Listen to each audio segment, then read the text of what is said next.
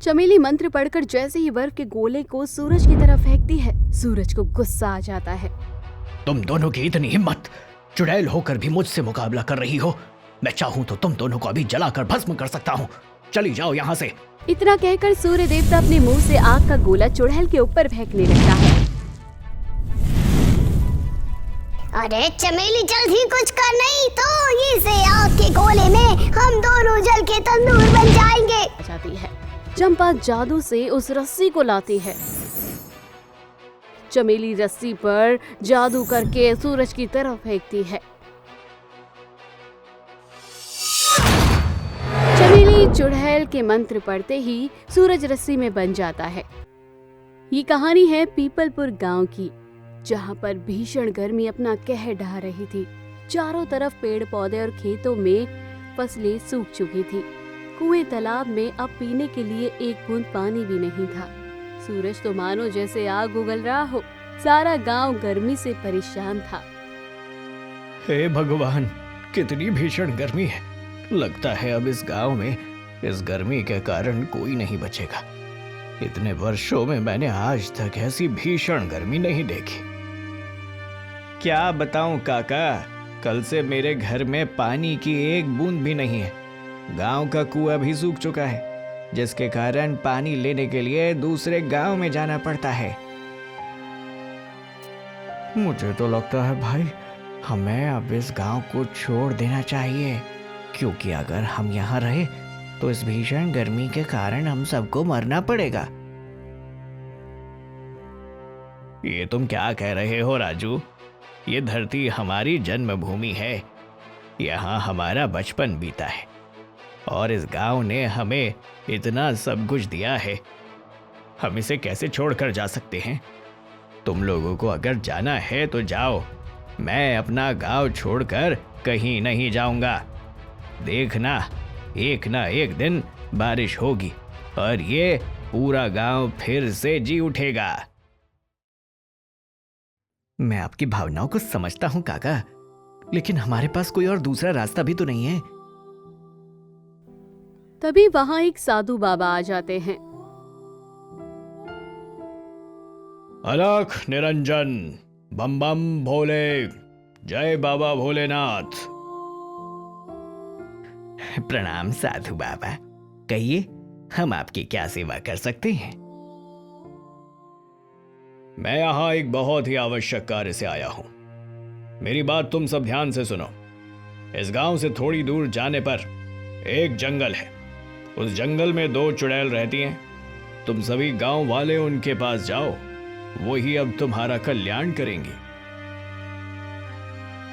ठीक है साधु बाबा, आप जैसा कह रहे हैं हम ऐसा ही करेंगे। भगवान तुम सब का भला करे। अलख निरंजन, बम बम भोले, जय बाबा भोले। साधु बाबा की बात मानकर मोहन, राजू और हरिया काका चुड़ैल को ढूंढने के लिए जंगल चले जाते हैं।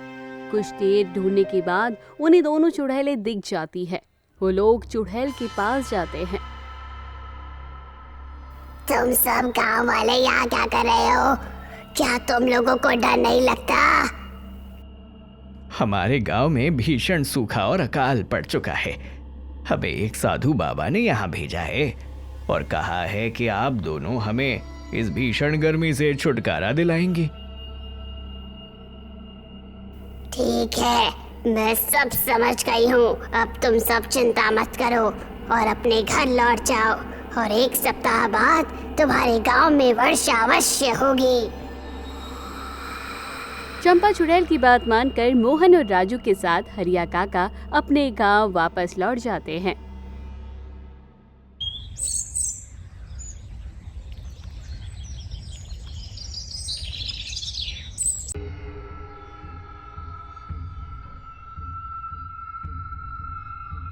अरे दीदी, तुमने गांव वालों से वादा तो कर दिया, लेकिन तुम सूरज से लड़ोगी कैसे? वही तो मैं सोच रही हूँ। मैंने गांव वालों से तो वादा कर दिया है, पर मैं सूरज को ठंडा कैसे करूँगी? चंपा चुड़ैल थोड़ी देर सोचती है। तभी उसे अचानक से याद आता है कि चमेली के पास जादुई शक्ति है। फिर चंपा चमेली से कहती है, अरे चमेली, तेरे पास तो जादुई शक्ति है ना। एक काम कर, तू बड़े बड़े बर्फ के गोले बनाकर सूरज के ऊपर फेंक, शायद इससे सूरज ठंडा हो जाए। ठीक है दीदी, रुको मैं अभी इस सूरज को सबक सिखाती हूँ। बर्फ का गोला बन जा रे, सूरज को ठंडा कर जा रे। चमेली मंत्र पढ़कर जैसे ही बर्फ के गोले को सूरज की तरफ फेंकती है, सूरज को गुस्सा आ जाता है। तुम दोनों की इतनी हिम्मत, चुड़ैल होकर भी मुझसे मुकाबला कर रही हो। मैं चाहूं तो तुम दोनों को अभी जलाकर भस्म कर सकता हूं। चली जाओ यहाँ से। हे सूर्य देवता, हम आपसे यहाँ लड़ने के लिए नहीं आए हैं।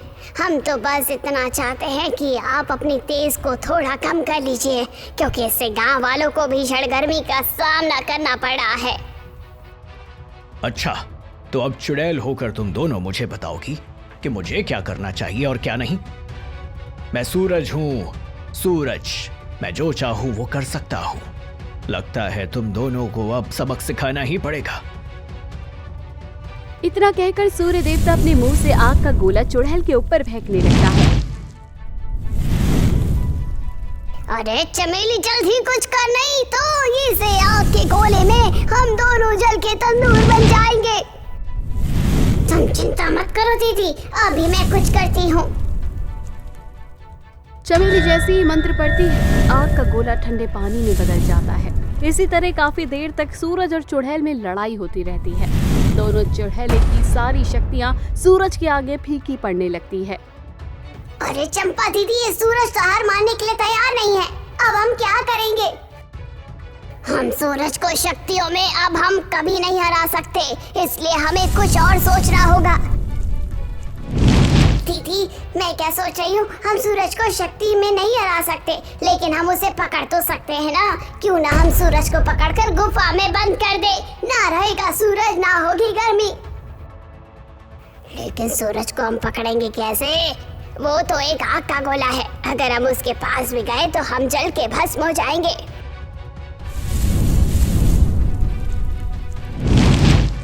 दीदी, क्या तुम्हें याद नहीं, साधु बाबा ने तुम्हें एक जादुई रस्सी दी थी, जो ना तो कभी जल सकती है और ना ही कभी टूट सकती है। अगर उस रस्सी से सूरज को बांध दिया जाए तो सूरज को हार मानना ही पड़ेगा। चंपा को चमेली की बात समझ आ जाती है। चंपा जादू से उस रस्सी को लाती है। चमेली रस्सी पर जादू करके सूरज की तरफ फेंकती है। चमेली चुड़ैल के मंत्र पढ़ते ही सूरज रस्सी में बंध जाता है। सूरज को रस्सी में बंधा देख दोनों चुड़ैलें खुशी के मारे जोर जोर से हंसने लगती हैं। छोड़ दो मुझे, वरना तुम दोनों के लिए अच्छा नहीं होगा। मैं सूरज हूँ, मुझे कोई बांध के नहीं रख सकता। छोड़ दो मुझे। अब तुम्हें छोड़ देंगे, लेकिन हमारी एक शर्त है। हम जो कुछ कहेंगे तुम्हें ये सब करना पड़ेगा। ठीक है, बताओ तुम लोगों की क्या इच्छा है, मैं वो सब पूरा करूंगा। तो ठीक है, तुम्हें पहले इस गांव से गर्मी हटानी होगी और बारिश करके सामान्य मौसम बनाना होगा, जिससे गांव में फिर से हरियाली आ जाए और कुएं तालाब का पानी फिर से भर जाए, सूखा खत्म हो जाए, जिससे गांव वाले खेती करके आराम से अपना जीवन व्यतीत कर सके। ठीक है, तुम दोनों जैसा चाहती हो वैसा ही होगा। अब से गांव में गर्मी नहीं होगी, मौसम सामान्य रहेगा, चारों तरफ हरियाली होगी। अब तुम लोग गांव लौट जाओ। जैसे ही तुम दोनों गांव में पहुंचोगी, गांव में बारिश हो जाएगी। आपका बहुत बहुत धन्यवाद सूर्य देवता।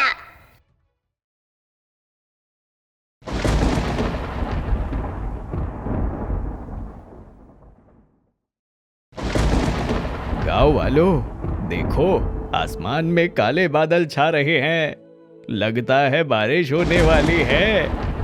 हे ऊपर वाले, तेरा बहुत बहुत शुक्रिया, तूने हम गरीबों पर तरस खाया है। अरे काका, जरा उधर तो देखो, चंपा और चमेली चुड़ैल आ रही हैं। लगता है ये सब कुछ इन दोनों चुड़ैलों ने ही किया है। चलिए हम उनका धन्यवाद करते हैं। चंपा और चमेली बेटा, तुम दोनों को बहुत बहुत धन्यवाद। तुम दोनों ने हम गांव वालों पे जो उपकार किए हैं, हम उन्हें जिंदगी भर नहीं भूलेंगे। तभी ठंडी हवाओं के साथ जोर जोर से बारिश होने लगती है।